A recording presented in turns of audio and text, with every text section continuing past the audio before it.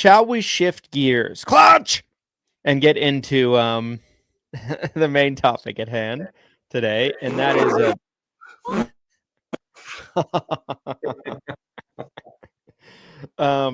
let's get into this birthday rule conversation with MedSupp, right? Yeah. So where do we begin?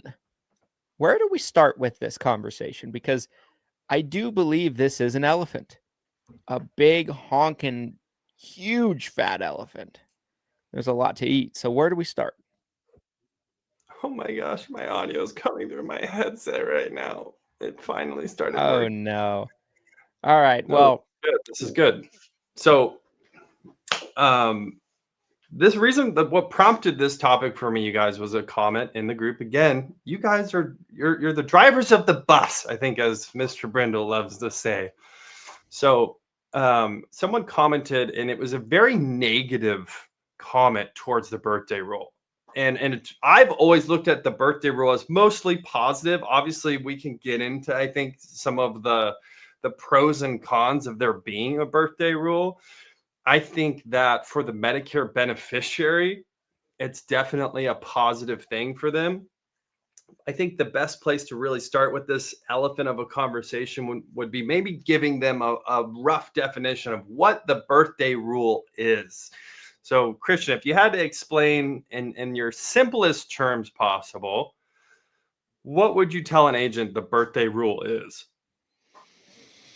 so I would start off by saying that there is some positives to it, some positive aspects to it, but I will say I think there's plenty of negative to it as well. More or less, right? A birthday rule, by definition, is a program that's implemented on a state-by-state basis that allows Medicare beneficiaries to change from one Medicare supplement plan or company to another Medicare supplement plan or company with no health questions, no underwriting on the anniversary of their birth month each year. So, and the exact rules and the specifics does vary quite a bit from state to state, since MedSupp is a state regulated insurance program and not really a CMS or federal regulated insurance program. So the rules of how kind of like the specifics of who can do what, the timelines, everything else in between is going to be very different from state to state when it comes to birthday rule. But more or less, like that's what it is. Like if there was a new agent asking what it was, well, that's what it is, Little Billy. Yeah, typically it's like within 30 days. And again, it is specific state by state. That's something super important to stress here is like the rule in California might be different than the rule in Idaho, etc. So you really do need to check with your own state DOI rules or check with the carrier in that state, and they should be able to help you as well. But typically it's within about 30 days before, 30 days after. Sometimes it could be 60 days before, 30 days after, or 30 days before, 60 days after. I've seen it kind of structured several different ways depending on the state. And that's their true birthday window when an application can be submitted and they can take advantage of this in a true value fashion here, because most of the time you have to really dig for this. And this list has expanded dramatically over the past few years. It used to be there was only 2 or 3 birthday states, anniversary rule in Missouri. This has expanded dramatically now over the years. So I'm going to just list off some states that I have on this spreadsheet here that I believe all have. And again, my disclaimer is this changes all the time. This list grows all the time. So check with your state DUI, check with your upline, check with the carriers, and make sure that this is still accurate. But the list of states I have in front of me that either have open enrollment all year long, so there is no health underwriting, seniors can switch at any time. They have an anniversary rule, so around the time that their policy was initially went into effect, typically around their first time they ever got signed up for Medicare, that they have an anniversary rule similar to birthday rule they can get in, or birthday rule like what we just talked about. So here's the list of states. It might surprise you how long this list is, Christian. California, Connecticut, Idaho, Illinois, Kentucky, Louisiana, Maryland, Nevada, Oklahoma, Oregon, Missouri, Massachusetts, Maine, New York, Utah, Virginia, Vermont, and Washington. Oh, and I got one more here, Wyoming.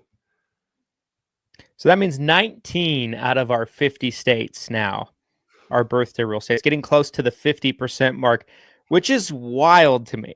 Yeah. Because 5 years ago, for example, there was like 3 to 5 states, I feel like, that did birthday rule.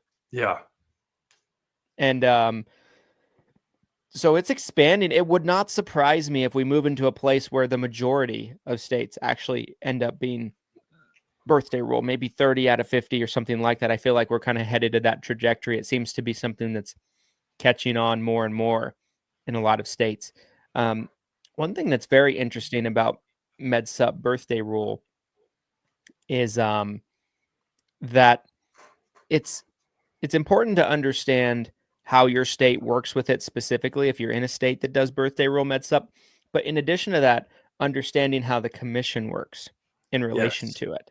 So like some states will do it to where they just account for all different types of enrollments and they just have a lower commission to kind of combat it, right? Like Washington's like this. Washington is like 8, 9, 10, 11% Supp commissions instead of like your traditional 20, 21, 22, 23, which you see in a lot of states, right?